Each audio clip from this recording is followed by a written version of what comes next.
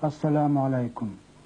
Сегодня мы продолжим толкование и комментарии аятов, которые остались неоконченными в прошлой передаче.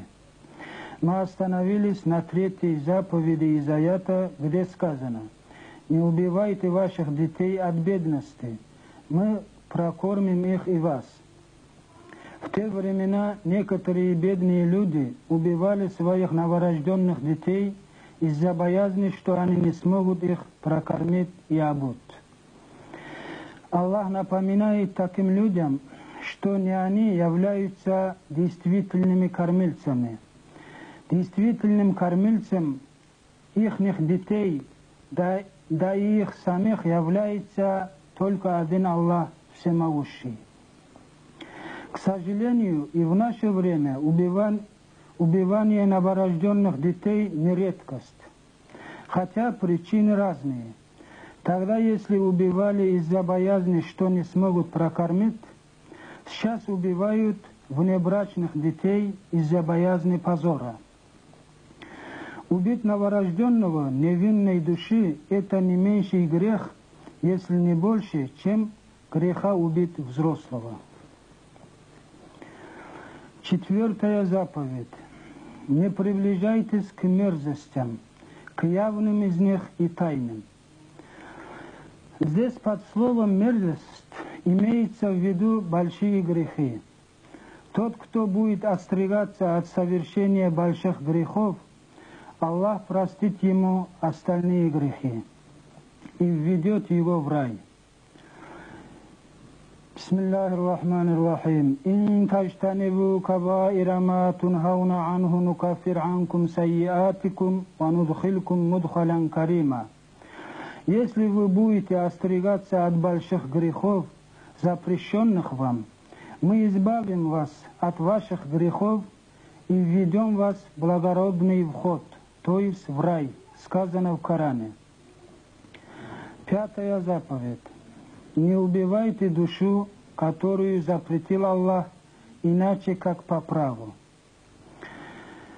Нет большого греха после неверия в Бога, чем убийство. Исключение, сделанное словами «иначе как по праву», попадает в три категории людей.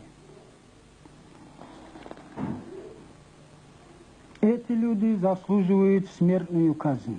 Первый. За прелюбодеяние человеком, который состоит или состоял в браке. Будь он мужчиной или женщиной, нет разницы. Второй. За умышленное убийство. И третий. За отрекание от ислама. Подтверждением этого является следующий хадис. لا يحل دم امرئ مسلم يشهد أن لا إله إلا الله وأني رسول الله إلا بإحدى ثلاث: الثيب الزاني والنفس بالنفس والتارك لدينه المفارق للجماعة. رواه البخاري ومسلم. Не разрешается пролить крови мусульманина, который свидетельствует, что нет божества, кроме Аллаха, и что я, Мухаммад, посланник Аллаха. Кроме трех случаев: прелюбодей, который до этого был в браке, убивший человека и оставивший свою религию, отделившийся от исламского общества. В исламе не только убийство мусульманина, но даже и убийство муахида, то есть не мусульманина, который воевал против мусульман, а затем получил убежище у одного из мусульман, считается тяжелым грехом. В хадисе сказано: «Ман каталя муахидан лам ярих раихата аль-джаннати ва инна рихаха ла юджаду мин масирати арбаина аман». Раваху аль-Бухари. Если кто убьет не мусульманина, который нашел убежище в доме мусульманина, тот не будет нюхать запах рая, хотя ее запах чувствуется на расстоянии 40 лет ходьбы.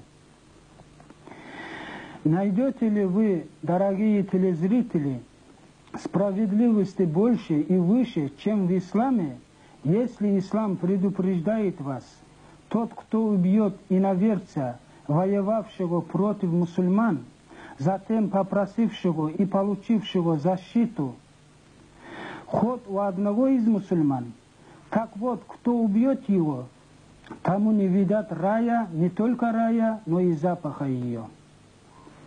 Такой справедливости, такого милосердия вы не найдете нигде. Обратите внимание, не власти, а простой рядовой мусульманин, если возьмет под защиту преследуемого кафира, ему гарантируется жизнь. 6-я заповедь. И не приближайтесь к имуществу сироты, кроме как улучшить его, пока он не достигнет зрелого возраста.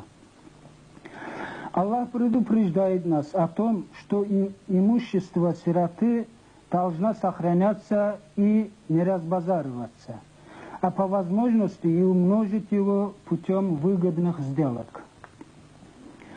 إن الذين يأكلون أموال اليتامى ظلما إنما يأكلون في بطونهم نارا وسيصلون سعيرا. Поистине, те, которые кушают имущество сирот несправедливо, они кушают в свои животы огонь и прибудут в ад, сказано в Коране. О тех людях, которые не боятся греха по отношению к имуществу сироты, сказано этот аят. В связи с этим хочу обратить ваше внимание на следующее. Когда человек умирает, оставив сирот и не делав завещание на садака, то ни 1 рубль от оставленного имущества умершего из доли сирот нельзя израсходовать на садака. В таких случаях родные и близкие должны взять расходы на себя, если желают делать садака. 7-я заповедь. И выполняйте меру и вес по справедливости.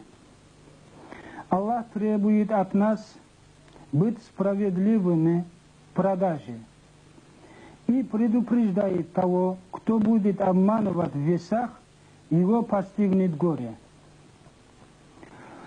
Бисмиллахир-рахманир-рахим. ويل للمطففين الذين إذا اكتالوا على الناس يستوفون وإذا كالوهم أو وزنوهم يخسرون ألا يظن أولئك أنهم مبعوثون ليوم عظيم يوم يقوم الناس لرب العالمين.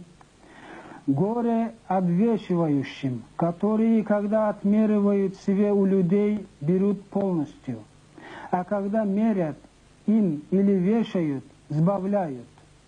Разве не думают эти, что они будут воскрешены для великого дня, того дня, когда люди встанут пред Господом миров? Сказано в Коране. Наверное, не думают ни о воскрешенном дне, ни о том, что они встанут пред Аллахом, наши торговцы на базарах с весами. Почти все покупатели жалуются, что их обвешивают, причем 2-3 килограмма из 10-килограммового веса. Сегодня они радуются, что обманом и обвесом они смогли приумножить свои деньги. Завтра они поплачут, когда увидят, что ихние савабы будут отбираться у них и передаваться тем, кого они обманули. А если у обманувшего не найдется савабов, то Аллах возьмет от грехов обманутого и положит на шею обманувшего, пока не будет восстановлен справедливость. 8-я заповедь. А когда вы говорите, то будьте справедливы, коль даже против близких и родных. Братья и сестры, Аллах требует от нас справедливости и правды всегда, везде и всем без исключения. Справедливость и правда должны быть нам дороже, чем наши родные и друзья, не говоря уже о деньгах и карьере. Правда не продается, Но, к сожалению, в наше время продается все, и тот, кто ищет правду и справедливость, остается одиноким и выглядит среди других круглым дураком. Начиная от первых лиц государства и кончая до продавщицы семечек, все врут. Я не виню в этом власть, ведь давно известно, какой народ, такой и власть. 9-я заповедь. И завет Аллаха выполняйте. Для того, чтобы выполнить завет Аллаха, следует исполнять обязанности каждого мусульманина, как, например, намаз, ураза, и остерегаться от запрещенного в исламе, как, например, ложь, воровство, пьянство и другие. И последняя 10-я заповедь. И это моя дорога прямая, и следуйте же по ней, и не следуйте другими путями, чтобы они не отделили вас от его дороги. После того, как Аллах перечислил вышеназванных заповедей, в итоге напоминает нам, что эти заповеди и есть путь Аллаха, и только она является прямым путем, а все остальные пути являются неправильными. Поэтому тот, кто хочет правильной дороги, не может не выполнять вышеназванных заповедей. И в заключение Аллах говорит: «Заликум вассакум бихи лааллакум таттакун». Это Он завещал вам, может быть, вы будете богобоязненны. Человек может верить в Бога, но не бояться Его. Как это мы видим сегодня у большинства людей. Есть очень много мусульман, которые не совершают намаз, не держат ураза, пьют, гуляют и в то же время верят в Аллаха. Да, они верят в Аллаха, но не боятся Его. Почему? Потому что они не выполняют завещание Аллаха. Без выполнения завещания Аллаха человеку не приходит богобоязненность. Сейчас любой желающий может прочесть перевод Корана, и многие читают его, видят, как Аллах обещает мучительных страданий в аду тому, кто не будет остерегаться от греха. Но никакой измены к лучшему у них не видно.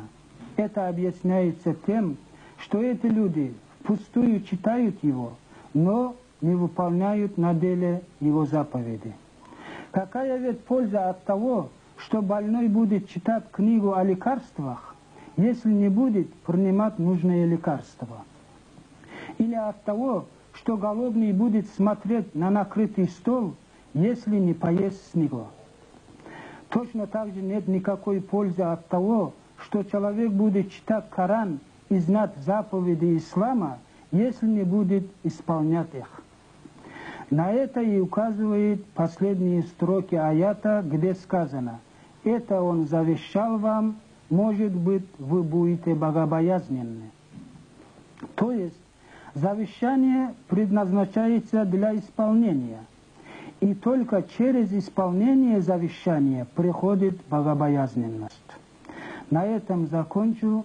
Благодарю за внимание. Вассаламу алейкум ва рахматуллахи ва баракатух.